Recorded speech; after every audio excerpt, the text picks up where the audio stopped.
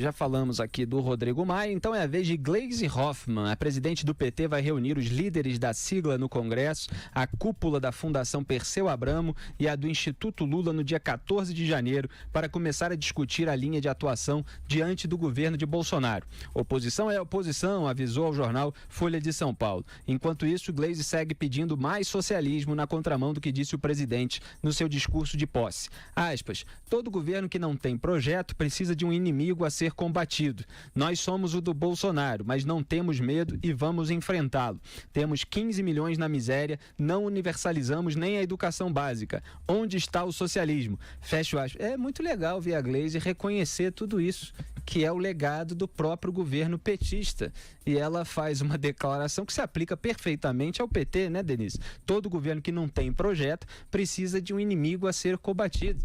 Eles sempre fizeram essa divisão de nós e eles, sempre jogaram a população pobre contra os ricos, enquanto se aliavam com os empresários mais ricos e criminosos do país em esquemas de corrupção. Então é tudo ao contrário, mas felizmente a Gleisi reconhece, temos 15 milhões na miséria. É que ela deve atribuir isso ao governo do Michel Temer, né? Não ao legado de Lula e Dilma Rousseff. E o discurso de Gleisi vai na mesma linha do que disse a imprensa, que debochou da fala de Bolsonaro, no qual ele disse que o Brasil tem de se libertar do socialismo. Ainda nesse assunto, vou completar a pauta aqui, a gente conversa. Lula assistiu ao discurso de posse de Bolsonaro e o classificou como vazio. Vadi Damu, que visitou o presidiário, disse para o jornal o Globo, aspas, perguntei a Lula o que achou do discurso de Bolsonaro. Ele disse que era vazio de conteúdo, sem falar de políticas econômicas, sociais, nada. A avaliação dele foi a mesma que a nossa, de que Bolsonaro falou para sua plateia com essa coisa de livrar o Brasil do socialismo. Sabemos que não é isso que está em jogo hoje. Fecho aspas. Tá aí o presidiário, corrupto e lavador de dinheiro, virou comentarista político.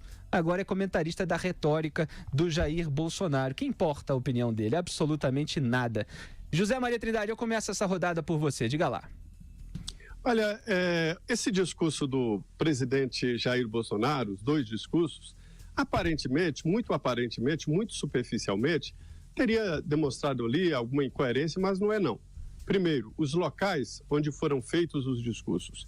Primeiro, de um lado, no Congresso Nacional, onde se fala o presidente da República em nome do Executivo para o Congresso Nacional, dois poderes. E lá ele foi muito firme ao dizer que acabou o tempo de que o político, a velha política, mandava no país, né? E disse, inclusive, que vai precisar do Congresso Nacional, mas vai precisar não de troca de favores, mas para aprovar assuntos que tenham como interesse principal o desenvolvimento do país. Valorizou o Congresso Nacional. Felipe, eu tenho dito que o que o Bolsonaro está fazendo é valorizando o Congresso Nacional, é dando ao Congresso Nacional poderes para decidir de forma independente. O Congresso Nacional não faz isso há muito tempo porque sempre esteve comprado, sitiado pelo dinheiro, né? E quem levava vantagem era o presidente do partido político. Esses que dominavam e os deputados e senadores viravam massa de manobra. Agora não, o Congresso terá autonomia. No segundo discurso, na Praça dos Três Poderes, diante ali dos populares, ele foi muito claro e chegou a dizer que acabou aquela época de favor. Veja bem, quem nos escuta aqui na Jovem Pan não recebe favores do poder público. Esses favores são distribuídos aqui numa mesa onde os poderosos se sentam e se servem do governo, né? Então esses favores estão extintos. Devo te dizer que lá mesmo conversei com líderes e eles reclamaram, dizendo que ele vai ter que negociar. Não, Jair Bolsonaro, Felipe, queimou as naus. Sabe aquela história do conquistador espanhol que depois de uma conquista queimou os navios para que os soldados não tivessem nem a tentação de tentativa de voltar e assumissem a nova conquista? Foi o que aconteceu. Jair Bolsonaro está queimando os navios, ou seja, as ligações com a velha política. Agora, a história do governo Bolsonaro é apoio popular e ele está apostando nisso. Caio Coppola. Olha, é o seguinte, né? Ela tá na reunião, falando da reunião da cúpula da Fundação Perseu Abramo. Não faz muito tempo, acho que em 2016, se não me engano, o PT encomendou aí a sua fundação um estudo para entender qual que era a lógica das periferias, da cidade.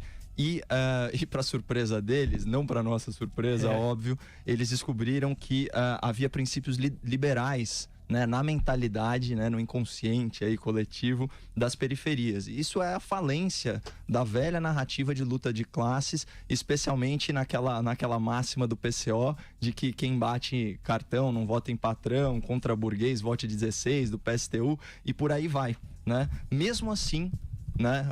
Aí, vamos, já que a gente citou o Roberto Campos, né? Como o PT é o partido dos trabalhadores que não trabalham, dos estudantes que não estudam e dos intelectuais que não pensam, o PT foi contra a linha e a conclusão do seu próprio estudo, né? Então está indo na contramão do sucesso, na contramão do discurso de liberalismo econômico e forçando a mão no socialismo. Aí quando ela fala oposição é oposição, a gente sabe exatamente o que isso quer dizer, né? Quando é a arquibancada vermelha torcendo contra o Brasil, atuando contra o Brasil, do quanto pior, melhor. Até porque o PT, a esquerda em geral, confunde fazer oposição ao governo com oposição ao país. Por quê? Porque no projeto criminoso de poder deles, de perpetuação no poder, o que rola? Você coloca o Estado a serviço do partido. Então o partido está acima do Brasil. Aliás, é por isso que eles não são patriotas e não são nacionalistas, e a bandeira deles é preferencialmente vermelha. Só no segundo turno, que eles têm que se gourmetizar, eles arriscam aí um verde e amarelo. Então essa é a explicação, né, do antipatriotismo petista. Aquilo que vamos dizer assim, os sonhos aí do Bibiano de fazer uma composição com a oposição, assim, mas não tem a menor chance, dá para cravar aqui, vão todos votar contra o melhor interesse do povo brasileiro. Espero que o governo, tanto no executivo quanto no legislativo, logre êxito em superar aí essas adversidades, porque não é oposição, é oposição. Essa é a oposição do PT, a oposição que não homologou a Constituição de 88, a oposição que votou contra o Plano Real, a oposição que votou contra a Lei de Responsabilidade Fiscal e a oposição que acha que o Lula está acima da lei.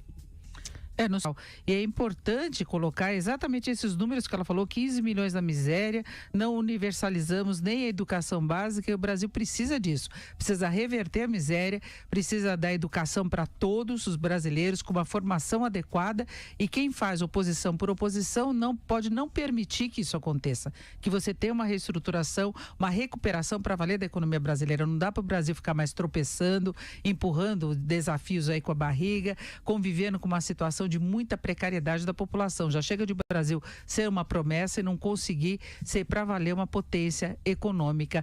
E só para citar uma coisa aqui em relação à educação, há pouco tempo, menos de meia hora, Jair Bolsonaro postou no Twitter que o ministro da Educação desmonta a Secretaria da Diversidade e cria pasta de alfabetização.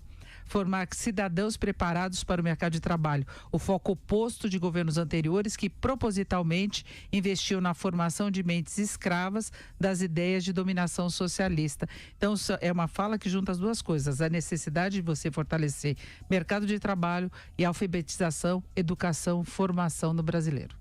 De acordo com essa pesquisa citada pelo Caio, feita pela Fundação Abreu, perdão, eu sempre confundo esse nome, como é que é? Perseu Abramo, exatamente, eu misturei os nomes, ligada ao PT, quer dizer, uma fonte insuspeita. Ela foi feita em 2017 e mostrou que o Estado é mal visto exatamente por cobrar muitos impostos, que é a mesma percepção que o morador aqui dos bairros abastados de São Paulo tem. Então o pessoal da periferia tem uma percepção completamente diferente do que manda as narrativas petistas. Esse morador da periferia de São Paulo também queria ascender socialmente pelo esforço próprio, quer dizer, defensor da meritocracia, e o PT nunca foi defensor disso. Em relação ao deboche que a imprensa faz sobre o socialismo citado pelo Bolsonaro, obviamente pode haver uma imprecisão de quando começou a cair o socialismo, começou a cair evidentemente com o impeachment da Dilma Rousseff, mas o Bolsonaro, até como propaganda, trouxe para si essa responsabilidade de ser esse limítrofe, né, de inaugurar ali o dia em que começou a cair o socialismo. O Bolsonaro pode dar exemplo